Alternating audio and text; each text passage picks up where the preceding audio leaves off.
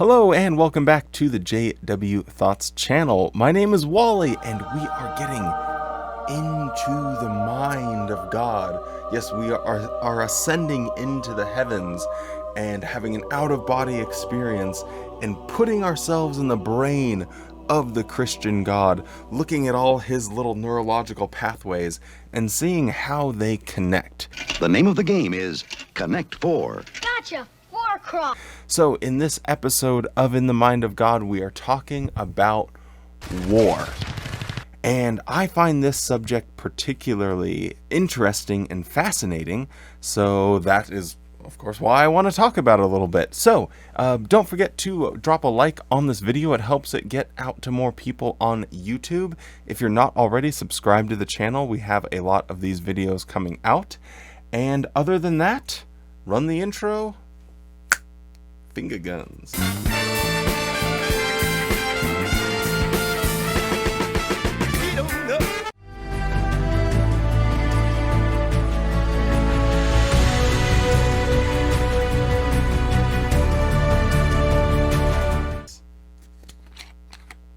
Also, we don't have any fancy water this time, okay? We have life water. See, it's life water. It's life water this time because we're talking about war. And war is the opposite of life. Alright, so I have been thinking for a few days about this subject of war. I'm going to clean my glasses, but don't worry, I'll keep talking. So when it comes to war, I just tried to think, if you boil war down to its absolute bare minimum parts, and that's something that I like to do. I like to look at things in, just anyone that's read Walden by Thoreau, look at the grossest groceries, kind of reduce life down to its simplest terms, and there's a clarity in that, and that's kind of a principle I live by. So with that being said, my mindset is, okay, well, what is war? You take out all of the, well, I don't like that they wear orange hats, and I believe we should only wear white hats.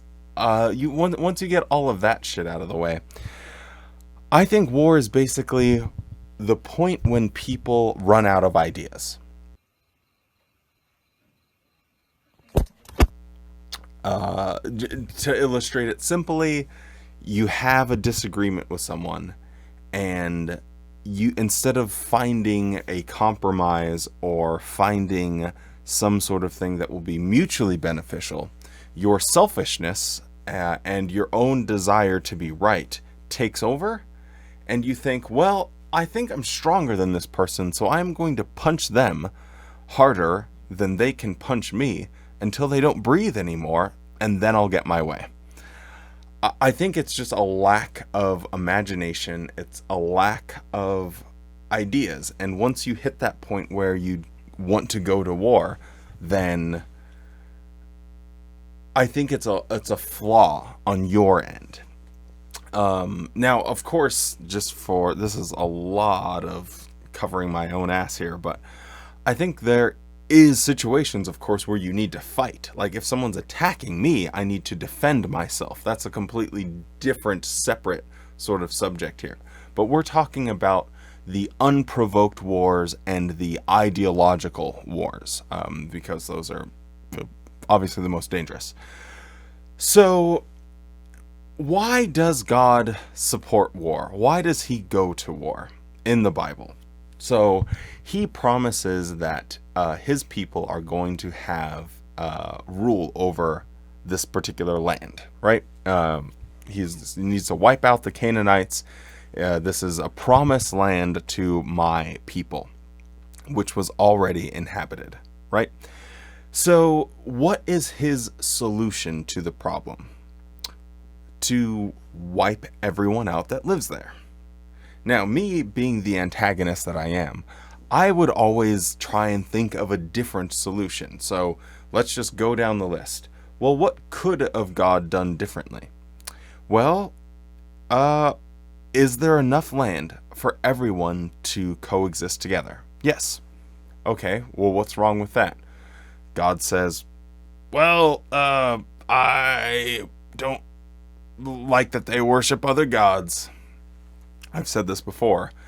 As far as he's concerned, if he is the only true God, these other gods don't exist, so he shouldn't be concerned about that. So my response, if God did say that, would be, okay, well, why don't you just manifest yourself? Because these other gods can't, because they don't exist. So for me, a good plan would be, well, if you just show up, demonstrate your power, you don't have to kill anyone, you can just demonstrate that you exist and that you are the true God, and these other gods that don't exist won't be able to show up, therefore they will worship you. So if the goal is for people to worship you, then you don't have to wipe out everyone. You just have to demonstrate that you exist, and boom, problem solved. Well, God says, those people, they're stubborn and they're not going to worship me in the long run.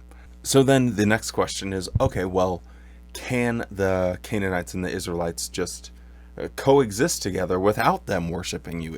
Is that so bad if there's enough land and everything all together? Or is there somewhere else that they can settle down where you don't have to wipe out hundreds of thousands, if not millions of people? Is that a possibility? Well, I promised them this specific land.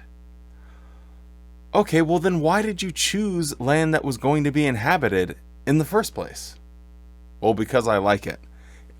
You keep going down, and you, the viewer, can come up with solutions to the problem. And yet God just ignores all of that and says, let's just kill them. Let's wipe them out. Let's go to this quote-unquote holy war. These people don't worship me. They worship false gods that don't exist. I'm not going to demonstrate my existence to them. I'm just going to wipe them off the face of the earth. And they have no way of knowing that he is the real one true God. They don't have enough information. They can't even convert. That's not given to them as an option. It's death is the option. Death or cake? Cake, please. So as always with this, I try and think about the relationship of God and humans, and that being of the parent and the child. So the parent is demonstrating that if you are stronger, if you can get what you want by force, do it. Even though solutions to the perceived problem exist. I tried to think of an illustration, and the only thing I could come up with is, okay, I want to build a fence. And I go to my neighbor and I say, hey, do you mind if we build this fence? And he says, yes, but only if it's blue. I'm like, well, no, I'm going to build a white fence. And we'll both pay for it, but it has to be white. And he says, okay, well, what if I just paint my side blue and your side can be white? We'll both pay for it, so you can have what you want and I have what I want. So there's a solution to the problem. And then with my children standing there, I bring them along with me, and I give them baseball bats with nails through them and firearms. And I say, okay, kids, he doesn't want the fence to be white. So in order to get it, we need to murder him. And so we go through and we murder him and his wife and his children. And I'm like, okay, you see, Timmy, that's the way you handle a problem, with violence and death. They didn't agree with us. They didn't understand how important it is for that to be white, and the fence needs to be white. So therefore, they are deserving of death because of a difference of opinion. This person is a murderer and obviously a horrible father.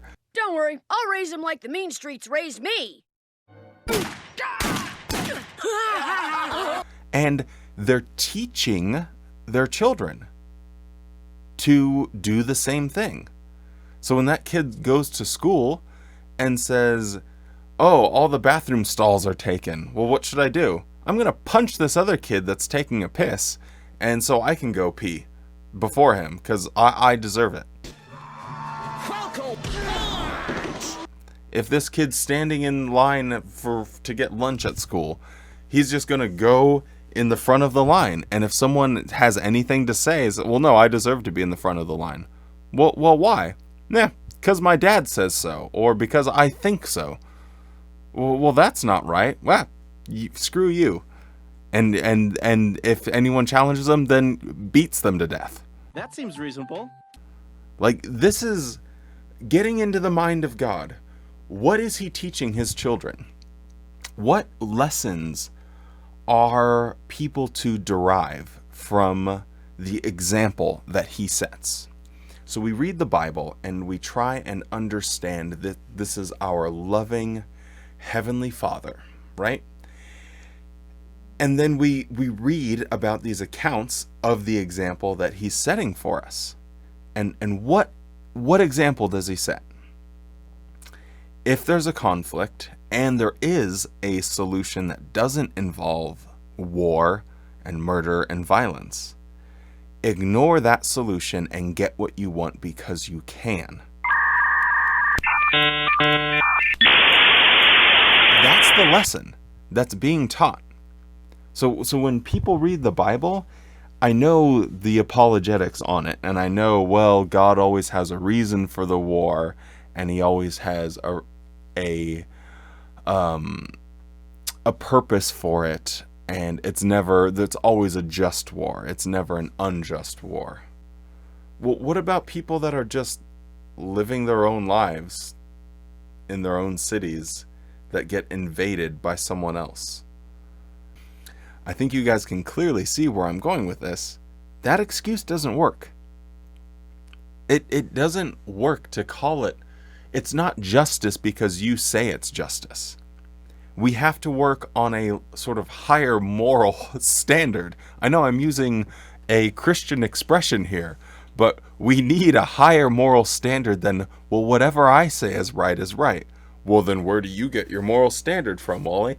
I don't know. I don't want to be punched in the face if I am standing in line at the grocery store and I think it's rude that someone would come up and punch me in the face. So therefore, I'm not going to punch someone in the face because I don't want that to happen to me. I can work that out pretty easily. I'd like to do things that are beneficial to humanity and that take into consideration the well-being and welfare of other people around me because I want them to show me the same consideration. So I don't want to get shot in the face. I don't want someone to come and rob me. I don't want someone to cut me off every time I'm driving. So I don't do those things. And it seems like a pretty functional way of thinking about right and wrong. So why? What possible reason does God think that, well, I'm going to demonstrate to humans that war is appropriate and just as long as I say it is? What is that going to demonstrate to people? To his children? Well, as long as I think something's right, then it's right, and I'm going to go through with it. These people won't learn. You're a bunch of idiots wearing masks. You know it's not real. Look at you fools. You got a doily on your face, you retard. You look like you got it off your mom's countertop. You feel better now? You look like an idiot. You're the child trying to make you wear a mask. Shut up. Shut up. Yelling at people. You're a dork. Look at you, you giant fucking dork. What are you going to do? Boy, come outside. Come outside and show me how tough you are. I'll beat that fucking mask off your face like a fucking retard. You're a bunch of wearing masks. Losers. Goodbye.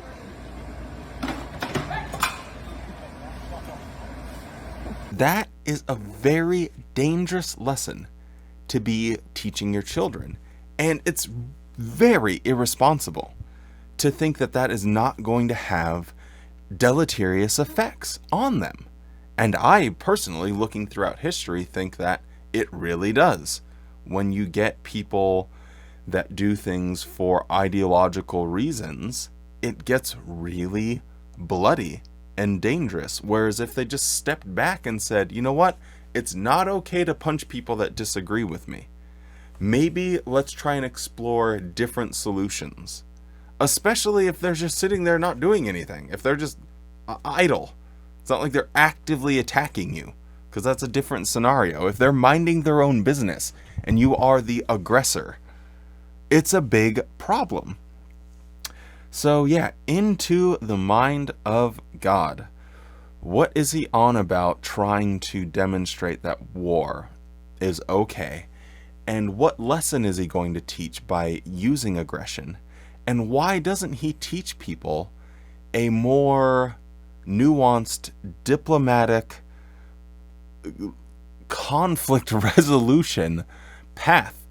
And if we are able to come up with ideas and solutions to problems better than God, then A, can we call him loving?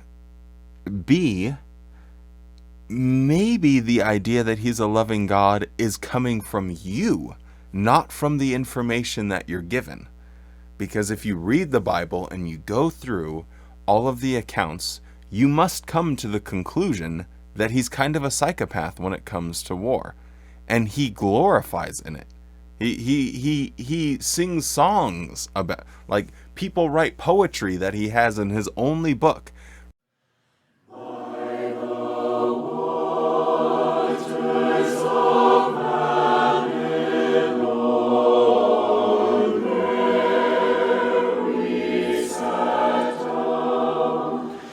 Reading about his, so they can read about his power and his glory and his might. And he does things just to solidify his glory and his power.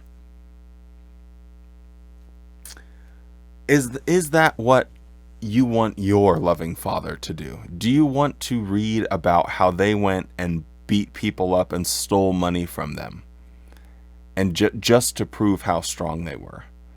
And if your Father is doing that, are you so weak not to condemn them and say, you know what, you're kind of a jerk, and I do not support this behavior? And yeah, I guess that would be the conclusion of this In the Mind of God. So yeah, thank you so much for indulging me in another classic Wally rant. I really enjoy doing these In the Mind of God series. I have a few more ideas, so we'll see how far we can take it. But yeah, thank you so much for watching, and don't forget, life over war. That was cheesy. Like and subscribe, all that good stuff. We'll see you guys next time.